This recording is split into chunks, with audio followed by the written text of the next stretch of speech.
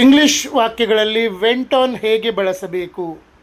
English ವಾಕ್ಯಗಳಲ್ಲಿ went on ಹೇಗೆ ಬಳಸಬೇಕು? Went on ಎನ್ನುವುದು ಗೋ ಆನ್ನ ಪಾಸ್ಟ್ ಟೆನ್ಸ್, ಭೂತಕಾಲ ರೂಪವಾಗಿದೆ. ಇದು ವೆಂಟ್ ಆನ್ ಅಂದರೆ ಗೋ ಆನ್ನ ಪಾಸ್ಟ್ ಟೆನ್ಸ್, ಅಂದರೆ ಈಗಾಗಲೇ ಮುಗಿದು ಹೋದ ಘಟನೆಗಳನ್ನು ಹೇಳಲು ಇದನ್ನು ಬಳಸಲಾಗುತ್ತದೆ. ಈಗಾಗಲೇ ಮುಗಿದು ಹೋದ ಘಟನೆಗಳನ್ನು ಹೇಳಲು ಇದನ್ನು ಬಳಸಲಾಗುತ್ತದೆ. ಮೊದಲನೇ ಅರ್ಥ, ಮುಂದುವರಿಯಿತು ಮಾತನಾಡುತ್ತಾ ಹೋದನು. ಮುಂದುವರಿಯಿತು ಮಾತನಾಡುತ್ತಾ ಹೋದನು. ಹಿಂದೆ ಒಂದು ಕೆಲಸ ಅಥವಾ ಕ್ರಿಯೆಯು ನಿಲ್ಲದೆ ಮುಂದುವರಿದಾಗ ಈ ಅರ್ಥದಲ್ಲಿ ಬಳಸಲಾಗುತ್ತದೆ. ಹಿಂದೆ ಒಂದು ಕೆಲಸ ಅಥವಾ ಕ್ರಿಯೆಯು ನಿಲ್ಲದೆ ಮುಂದುವರಿದಾಗ ಈ ಅರ್ಥದಲ್ಲಿ ಬಳಸಲಾಗುತ್ತದೆ. ಉದಾಹರಣೆಗೆ, the meeting went on for 2 hours. ಸಭೆಯು 2 ಗಂಟೆಗಳ ಕಾಲ ಮುಂದುವರಿಯಿತು. He went on talking about his career. ಅವನು ತನ್ನ ವೃತ್ತಿ ಜೀವನದ ಬಗ್ಗೆ ಮಾತನಾಡುತ್ತಾ ಹೋದನು. She went on writing despite the noise.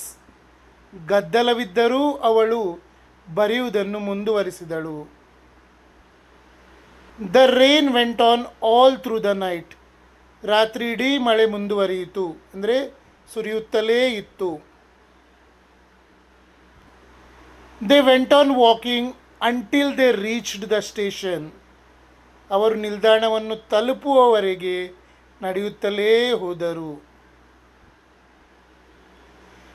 Vent ಆನ್ನ ಎರಡನೇ ಅರ್ಥ, ನಡೆಯಿತು, ಸಂಭವಿಸಿತು. ಹಿಂದೆ ಒಂದು ಸ್ಥಳದಲ್ಲಿ ಅಥವಾ ಸಂದರ್ಭದಲ್ಲಿ ಏನೋ ಒಂದು ಘಟನೆ ನಡೆದಾಗ ಈ ಅರ್ಥದಲ್ಲಿ ಬಳಸಲಾಗುತ್ತದೆ, ಅಂದರೆ ವೆಂಟ್ ಆನ್ ಉಪಯೋಗಿಸಿ ಬಳಸಲಾಗುತ್ತದೆ. ಉದಾಹರಣೆಗೆ, tell me what went on in the class ರೂಮ್. ತರಗತಿಯಲ್ಲಿ ಏನು ನಡೆಯಿತು ಎಂದು ನನಗೆ ಹೇಳು. Nobody knows what went on behind closed doors. ಮುಚ್ಚಿದ ಬಾಗಿಲುಗಳ ಹಿಂದೆ ಏನು ನಡೆಯಿತು ಎಂದು ಯಾರಿಗೂ ತಿಳಿಯದು.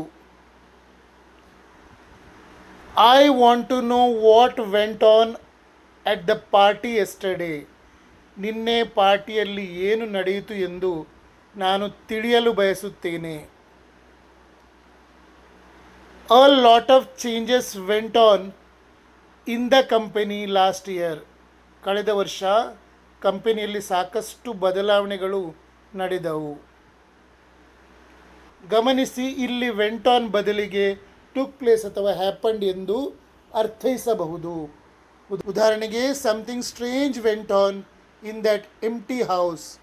ಆ ಖಾಲಿ ಮನೆಯಲ್ಲಿ ಏನೋ ವಿಚಿತ್ರವಾದದ್ದು ನಡೆಯಿತು. ನಿಮಗೆ ನನ್ನ ಟೀಚಿಂಗ್ ಮತ್ತು ರಿಸರ್ಚ್ ಇಷ್ಟವಾದಲ್ಲಿ ನನ್ನ ಪೇಜ್ ಫಾಲೋ ಮಾಡಿ ಮತ್ತು ಶೇರ್ ಮಾಡಿ.